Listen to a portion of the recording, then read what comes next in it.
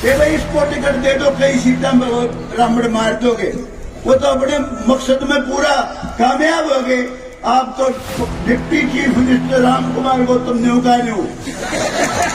1 रुपया थारे के दूं, थारे को बहुत कुछ देना चाहता हूँ, थारे को थारे करे दे, बड़ा खतरनाक करे, बहुत तगड़ा करे दे मेरे सिर पे। लेकिन भाई अफसोस है मुझे, बिना तारे मरूंगा, बूढ़ा हो गया हूँ। ईमानदारी से कहता हूँ, पूछ लेना। जिस दिन मुझे ये कह के भी गया कि जी आपने इलेक्शन लड़ना है, हल्का संभालो, उसके बाद भी मैंने कहा भाई थारे परिवार वाले को लड़ाओ, किसी को लड़ाओ, मैं इलेक्शन नहीं लड़ूंगा। लेकिन जिन हालात में मुझे इलेक्शन लड़ना पड़ गया, मुझे पता नहीं था। एक चक्कर था, एक सीटी थी कि भाई इसको टिकट दे दो, कई सीटा में रामड़ मार दोगे। वो तो अपने मकसद में पूरा कामयाब हो गए। आप तो deputy chief minister Ram Kumar को तुमने उगाने हो। 1 रुपया थारे के दूं, थारे को बहुत कुछ देना चाहता हूँ, थारे को थारे करे दे, बड़ा खतरनाक करे, बहुत तगड़ा करे दे मेरे सिर पे। लेकिन भाई अफसोस है मुझे, बिना तारे मरूंगा, बूढ़ा हो गया हूँ। एक तो बीमार हूँ, 77 साल की उम्र होगी, अभी बोलता हूँ सांस चढ़ जाता है। लेकिन भाई मैं जो कर सकता हूँ, जितनी मेरी बची जिंदगी है, 24 घंटे आपके लिए हमेशा हाजिर हूँ। जो मैं कर सकता हूँ, लेकिन भाई कर बहुत कम सकता हूँ, कुछ नहीं कर सकता हूँ।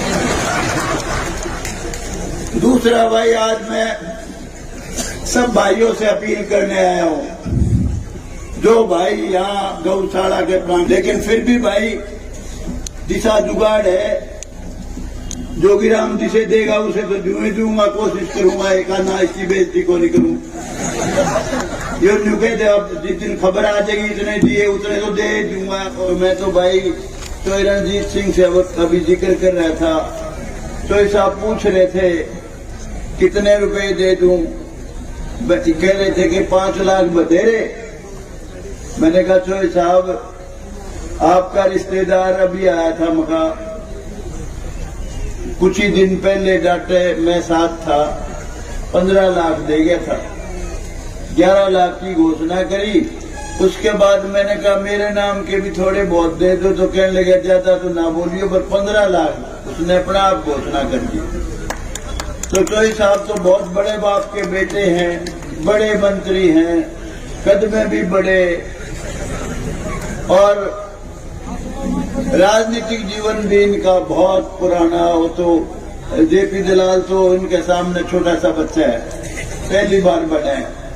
तो मैं चाहूंगा चोई साहब, ये जो गौशाला है ये डाटा देसी गौशाला नहीं है, उसमें तो 300 किले जमीन के हैं, 300 किले डाटे में। यहाँ आप कम से कम 21 लाख जरूर दे के जाओ, 21 लाख से कम ना दिए। और मुझे उम्मीद है हमारी बात सुनेंगे तो ऐसा।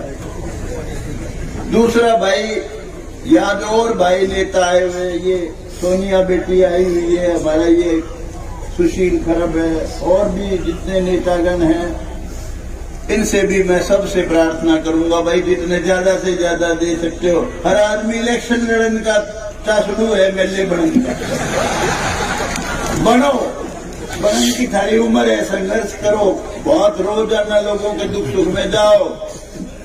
मैं बहुत बड़ी बात बताना चाहता हूँ आपको शिक्षा देने के हिसाब से। 5 साल लगातार बहुत मेहनत की थी, जिस तरह हरी हलवा करे, सवेरे उठा करे, रात के 11-12 बजे पहुंचे करा, वो मेहनत मैंने की 5 साल। बीजेपी के वैसे तो कहने को हम 2 MLA बने थे, 88 हारे थे, हकीकत में मैं अकेला ही बना था, क्योंकि नरेश मलिक के खिलाफ चक्रवर्ती शर्मा को दे दी, उसका कोई लेना देना उस हल्के से, इसलिए नरेश मलिक जीता था कांग्रेस की टिकट, क्योंकि एक कमजोर आदमी के पास थी। मैं जीता था खब्बी खानों के बीच, आप लोगों का आशीर्वाद से। आपका उस वक्त गांव मेरे हल्के में नहीं था, दोनों तगड़े थे मेरे से हर तरह से। और भाई अपना यो देश जो गुलाम हुआ इतने साल, आज्ञा की कोई तसल्ली नहीं है।